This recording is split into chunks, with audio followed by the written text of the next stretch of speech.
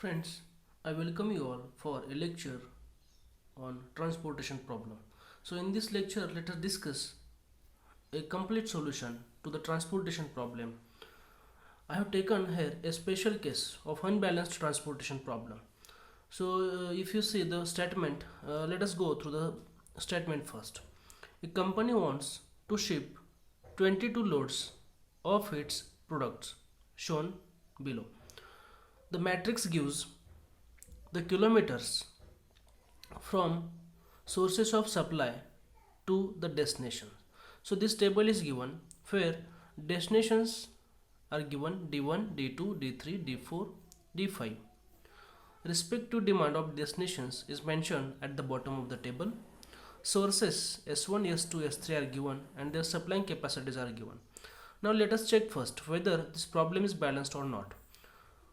Uh, if you see here sum of demands, here is 25 and sum of supplies is 22. So this problem is unbalanced transportation problem. Now next, what is given? The shipping cost is rupees 10 per load per kilometer. That means whenever we transport single unit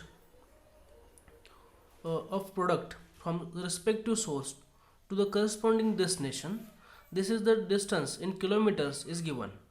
So but per kilometer we have to bear the cost rupees 10.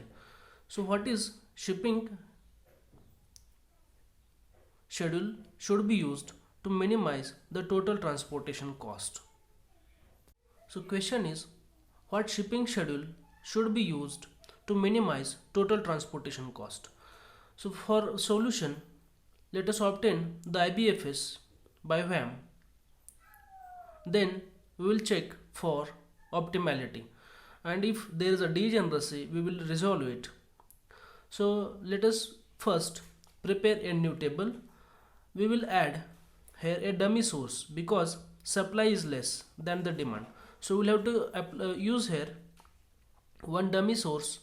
So in the next table I will add S4, a dummy row with zero cost elements, and its supplying capacity should be difference between these two. So I will prepare a new table with zero cost elements and corresponding lower supply will be assigned to that row. Friends, I have rewritten the above table. I have added here a dummy source S4 with zero cost elements, and to balance the transportation problem I have given supply it's 3 because in the given problem supply is lesser than the demands. So now see here the sum of demands and sum of supplies is 25 and the given problem is balanced now. So let us obtain the IBFS by WHAM here. So to obtain IBFS by WHAM, we need to calculate the penalties row wise and column wise. So first let us find out the penalties for the first round. So that is, we call it as a first iteration. For each round of penalties we have to make a allocation in the table. So let us first find out the penalties. Friends, the penalty is nothing but the difference between two smallest cost element for each row and each column. So in the first column the two minimum smallest costs are 0 and 4. So difference is 4. In the second column the two smallest cost elements are 4 and 0. So again difference is 4. So in the third column two smallest cost elements are 0 and 6. So difference is 6. In the fourth column difference between two smallest cost elements is again 6. 0 and 3, two smallest cost elements in the fifth column, so difference is 3. Similarly we will find out difference between two smallest cost elements in the row wise. In the first row 5 and 3, difference is 2 here, difference is 2. Similarly in the second row difference between two smallest cost elements it is 1, difference between two smallest cost elements is 1. In the third row difference between two smallest cost elements it is 0. In the last row difference between two smallest elements is 0. If all the elements are same, so difference or penalties will be 0. So you keep in mind. Now let us observe where is the maximum penalty now in the first iteration. So maximum penalty is 6, but it lies at both places. So this is a tie condition. So if there is a tie, we can select randomly, arbitrarily any element for allocation. So if you observe here, there are two same penalties, maximum penalties. So if I take this one, so it lies in the fourth column. So look where is the minimum cost and make allocation. So let us make allocation at this cost, because this is the smallest cost in maximum penalty column, because this maximum penalty lies in this column. So let us make allocation at this place. So how much allocation will be there? Here the supplying capacity is 3 and demand is 4. So out of these two smallest quantity we can allocate here. So let us make the allocation here 3. Allocation here 3. So let us subtract the respective demand. So 4 minus 3. So again demand remaining is 1 and supply here gets exhausted. So 3 minus 3 0. Now supplying capacity is exhausted. Now let us draw a line to eliminate this row from further considerations, because its supplying capacity is exhausted. Again let us find out second round of penalties for further allocation. For second time let us find out the penalties. Now out of remaining elements let us find out two smallest cost elements.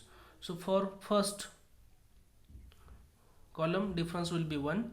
Now 4 and 7 difference will be 3. Smallest cost elements 6 minus 6, so difference is 0. 6 minus 6 difference is 0. 4 minus 3 difference is 1. 4 and 1 difference is 1. Similarly let us find out the row penalties. Friends, I have calculated the row penalties here. So similarly as per the differences between two smallest cost elements for second round of penalties. Now if you observe here in the second iteration maximum penalty is 3. So we'll have to make allocation in the second column, because the maximum penalty lies in the second column. So there is the minimum cost 4. So at this cost let us make the allocation. We have to consider the maximum penalty and correspondingly minimum cost we have to select. So here at this cost demand is 4 and supply is 9. So out of which demand can be fulfilled, because demand is smaller than the supply. So let us allocate here value 4, right? Demand is 4, supply is 9. So let us make allocation smaller of these two. So let us allocate here 4. I have allocated here the quantity 4. Now demand remaining here now 4 minus 4 0. Here 9 minus 4. So still there is a supplying capacity available of 5 units. Now see here demand is fulfilled. So let us eliminate this column now from further consideration by drawing a dotted line. Now I have drawn this dotted line. So let us eliminate this column from further considerations. So now again let us calculate the penalties for the third round. So differences between two smallest cost elements 5 and 4, difference is 1. 6 and 6 difference is 0. Similarly 6 minus 6 0, difference is 0. So 4 3, difference is 1. Similarly let us find out row wise penalties. Calculated penalties row wise 3 and 5 difference is 2. 5 and 4 difference is 1. 4 6 difference is 2. So if you observe here in the third iteration, so there are the two same penalties, maximum penalties are same. So there is again tie condition. So let us arbitrarily choose any penalty. So I choose this penalty. I have chosen this penalty. Now it lies in the third row. So in the third row, where is the smallest cost? Smallest cost is 4. So let us make allocation here. So here how much quantity can be allocated? Demand is 8, supply is 5. So smallest value will be allocated here. So smallest quantity between these two is allocated. So 5 minus 5 0, 8 minus 5 3. So still there is demand 3 and supply has become 0. So let us eliminate this row from further considerations by drawing a dotted line. Now I have drawn a dotted line here and I will again calculate the penalties for remaining values. So for the fourth iteration, difference between remaining two cost elements is here 1. For drawing dotted line, we will not find out the penalties because its demand is fulfilled. 6 7 difference is 1, 6 6 difference is 0, 3 5 difference is 2. Similarly, I will calculate the penalties for first row and second row only because these two supplying capacities are exhausted. So I will write their penalties here. 3 5 difference is 2, 4 5 difference is 1. I will write there the penalties. You observe here there is the same penalty now in the fourth iteration. Penalty is 2. So you can choose arbitrarily, randomly any of these two penalties. So if I choose there this penalty, I will have to make the allocation at smallest cost. So smallest cost is 3. So how much quantity we can allocate? Demand is 3, supply is 8. So I will allocate here quantity 3 and will subtract from 8 and 3. So 3 minus 3 0, 8 minus 3 5. So I will do this calculation and write these values. See here I allocated the quantity 3. So 3 minus 3 0, 8 minus 3 5. So the demand is fulfilled now here. So I will eliminate this column by drawing a dotted line. I have drawn a dotted line as well as I have calculated the penalties for the fifth iteration. So 5 4 difference is 1, 6 7 difference is 1, 6 6 difference is 0. Similarly 5 and 6 difference is 1, 4 6 difference is 2. So I have calculated the penalties. Now look, where is the maximum penalty? Maximum penalty is here 2. So I will make the allocation in second row now at the cost 4. This is smallest cost out of remaining costs. So therefore I will make the allocation here. So how much quantity I can allocate here? So demand is 4 but supply is 5. So smaller is 4. So I can allocate the quantity here 4 and we will make the modification 4 minus 4 0 and 5 minus 4 allocated quantity. So 5 minus 4 1. So I will write the modifications here. So I have written here the allocation 4. So 4 minus 4 0, 5 minus 4 1. So the demand is now here fulfilled. So I will eliminate this first column now from further considerations. I have eliminated this first column from further considerations. Now again let us go for calculating the penalties for the remaining values. Probably this will be the last time because there are only 4 cells remaining.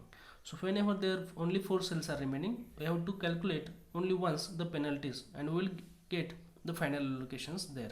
So I write here the penalties, difference between 6 and 7, 6 and 6, column wise penalties and similarly row wise penalties.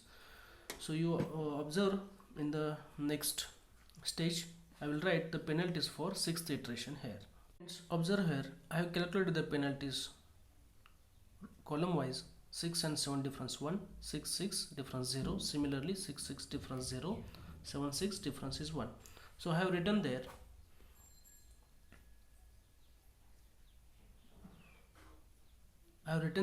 the penalties now. Now if you see here,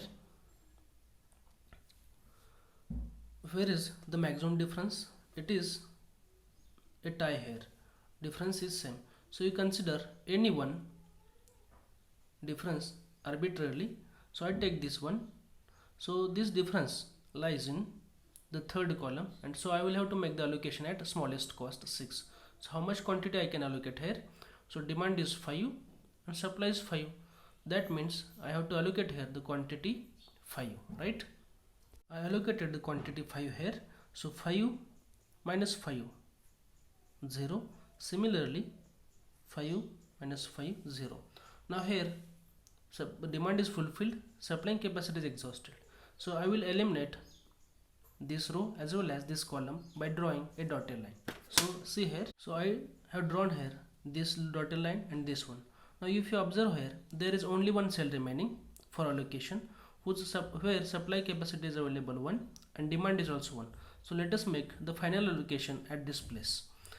So let us make allocation here 1 and subtract 1 minus 1 0.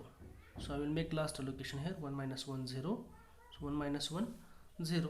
So I found here everywhere the demand is fulfilled and supplying capacities are exhausted, right? So now here we get the IBFS by VAM, and let us calculate the transportation cost. So friends, here I have calculated the total transportation cost here. So if you see here what I have written here, so transportation cost Z mean equal to 5 into 6, that is 5 into 6 plus 3 into 3, 3 into 3 plus 4 into 4 plus 1 into 6, 1 into 6 plus 4 into 4 plus 5 into 4 plus 3 into 0. So to this sum I have multiplied by 10 because in the given problem it is mentioned that the transportation cost, shipping cost is rupees 10 per unit per kilometer. So I have to multiply here by value 10. So therefore I get total transportation cost by VAM here 910. So I hope you have understood the VAM Vogel's approximation method to find out the transportation cost.